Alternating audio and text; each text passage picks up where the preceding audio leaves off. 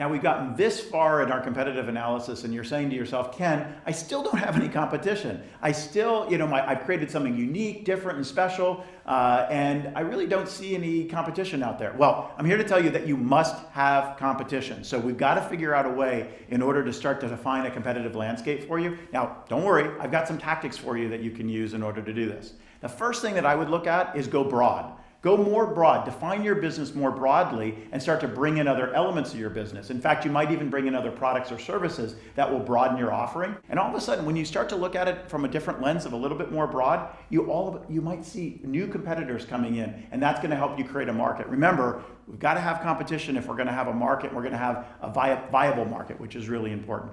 The other strategy to go is go more narrow and maybe even more deep. So as you start to narrow your focus and you go in deeper onto a certain area of expertise, you're going to find new competitors popping up. And that's going to also be helpful. So that's another tactic that you might want to use in order to say, hey, wait a minute, I do have competition now. All of a sudden, competition is coming out, right? The next thing you might look at is defining your business a little differently, right? So you've already established a certain definition of your business. If you just tweak that slightly, look at it from a different lens, a different angle, all of a sudden you might see different competitors coming in. So it's important as well. Another strategy you can use is kind of triangulating on similar businesses, picking up attributes of those businesses and then applying them to your business. So it's kind of picking up an attribute or two from similar businesses that might be competitors and adding them to your business or overall business strategy. And that might start to stimulate some competition for your individual business as well. So let's take a look at a business that you would say, Ken, has no competition out there. We'll use an example here. Elon Musk. Elon Musk is one of my favorite entrepreneurs. The guy is amazing. He's absolutely brilliant.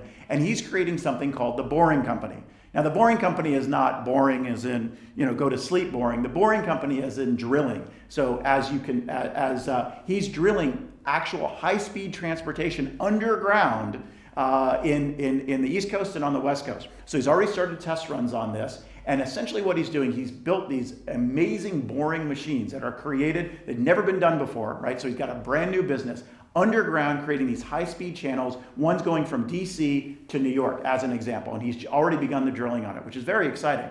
Now, you might say, he's creating something unique, special, and different, never been created before. He must not have any competition. Well, in fact, he does have competition. What are the alternatives that somebody can use to his underground high-speed transportation? Well, I could certainly take a plane, right? There are many flights that go from DC to New York as an example, and it'll get me there in an hour or less. How about a train? While it might be slower and it might be above ground, it's still an alternative. I could drive, right? Again, might be slower, but it is an alternative. Heck, I could even walk, and that's an alternative. So these are similar and different things that will achieve the same result at the end of the day. So I can start to define that as my competitive space for the Boring Company.